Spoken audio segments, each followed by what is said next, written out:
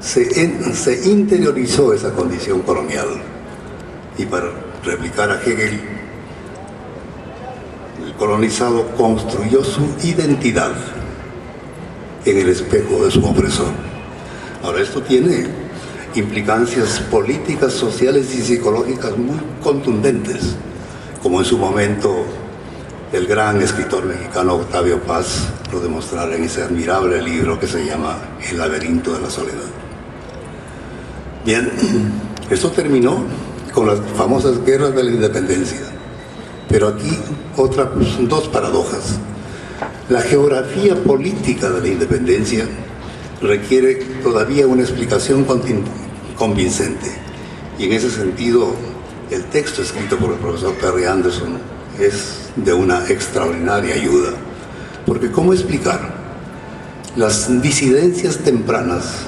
Me refiero a Buenos Aires y Caracas, con las más obtusas fidelidades, México y Lima, y en el medio justamente todos los otros, pero aún más las poblaciones más excluidas y más explotadas del sistema colonial fueron precisamente los negros, o los afrodescendientes, como es de buen gusto decir ahora, y los indios, es decir, la población nativa. Ahora, fueron ellos justamente quienes con armas en la mano se opusieron a San Martín y se opusieron a Bolívar. Si no podían creer. Bolívar no podía creer efectivamente que un Agustín Agualongo en Pasto se levantara en armas para decir: nosotros no queremos esa independencia. Y esto no fue un problema de los pastusos. Acá en Iquicha, en 1827, es decir, apenas 3 años después de que se sellara, como dice la canción, la independencia de América en ese espacio sagrado, los iquichanos en 1827 se levantaron con armas en la mano para pedir el retorno de Fernando VII y en contra de lo que ellos llamaban con razón esa patria traidora. ¿Cómo pensar todo esto? Bueno, quiero avanzar en esto y concluir. A partir de 1870 se inicia un proceso de colonización que fue completamente diferente del anterior. Implicó efectivamente un proceso de colonización en un marco histórico completamente nuevo, en el marco de la vigencia del capital y del capitalismo, con agentes, algunos los mismos, España, por cierto, Portugal hasta cierto punto, como Mozambique, Inglaterra, Francia, Alemania, Bélgica. Se trataba esta vez del control de materias primas y del control de mercados, e igualmente sus consecuencias fueron completamente nocivas. Ahora,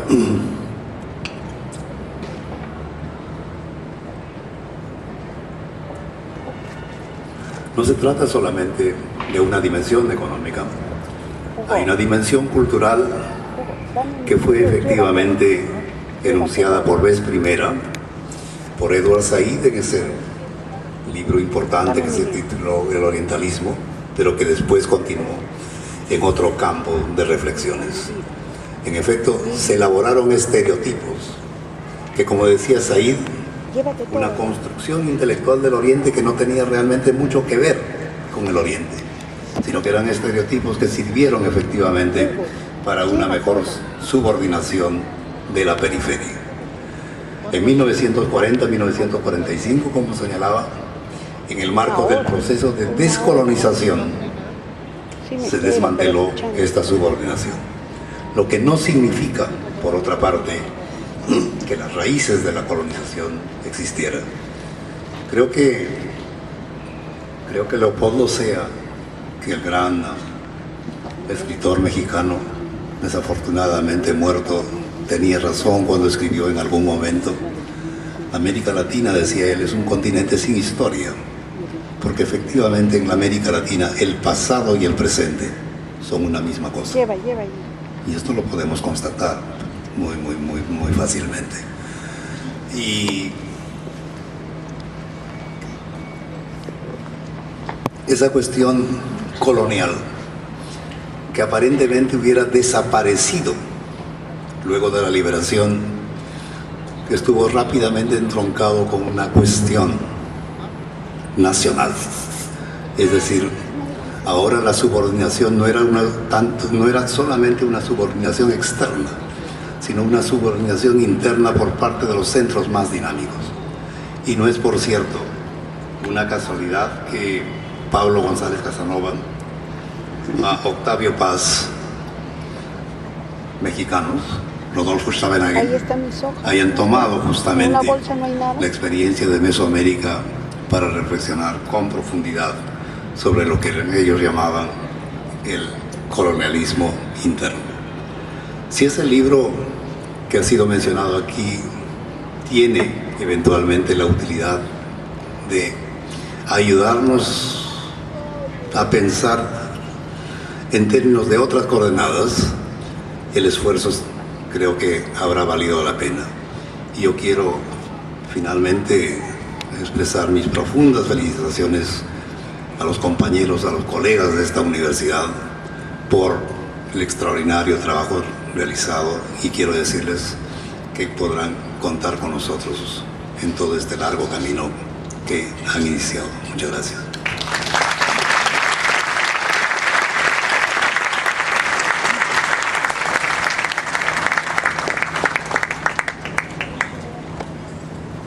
Bien, cedemos el uso de la palabra al profesor Perry Anderson.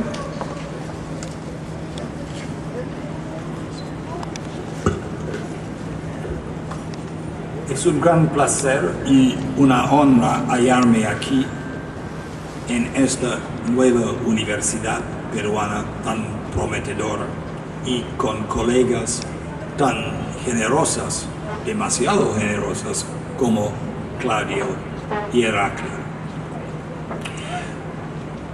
Quiero comenzar por añadiendo mi voz a la de Claudia en avalanza del coloquio de Bogotá el año pasado y del libro que nació de este coloquio organizado por Heraclio.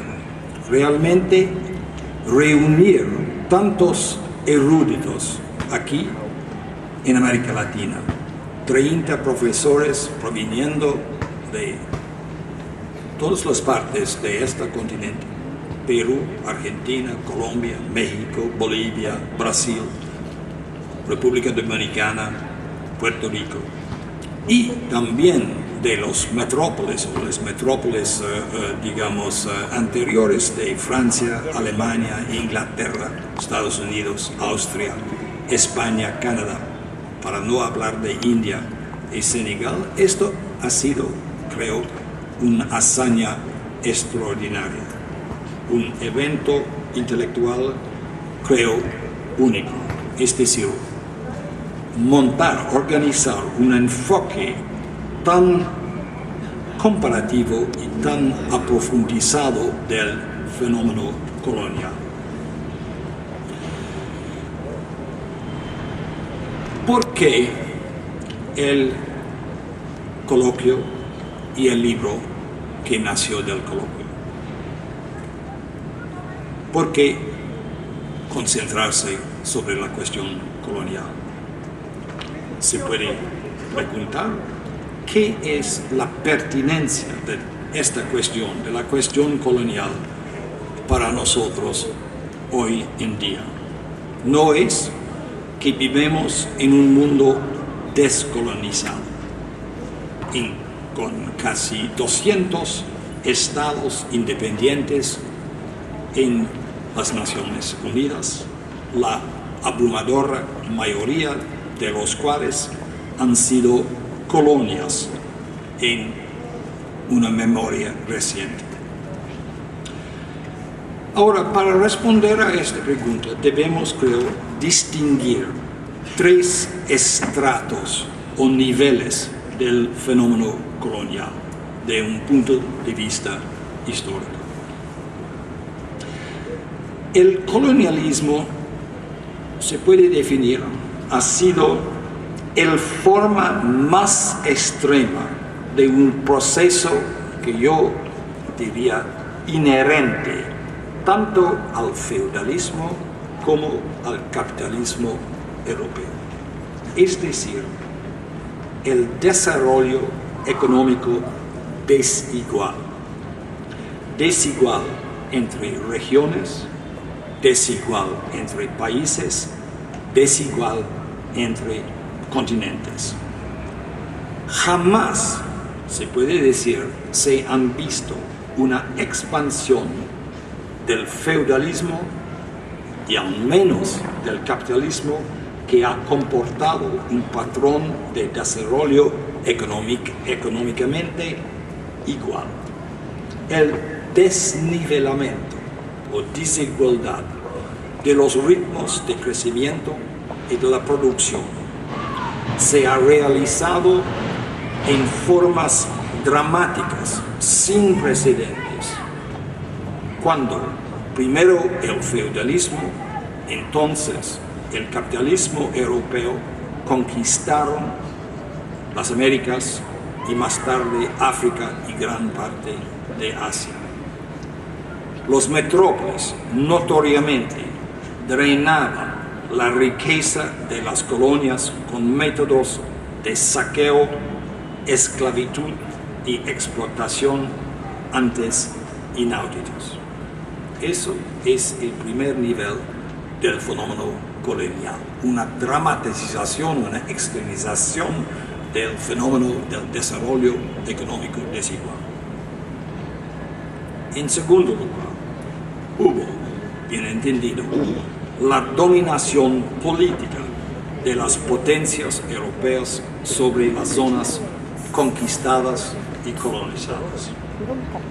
Esta involucraba la implantación de aparatos represivos comandados por oficiales y otros proviniendo de los metrópolis sobre los colonizados.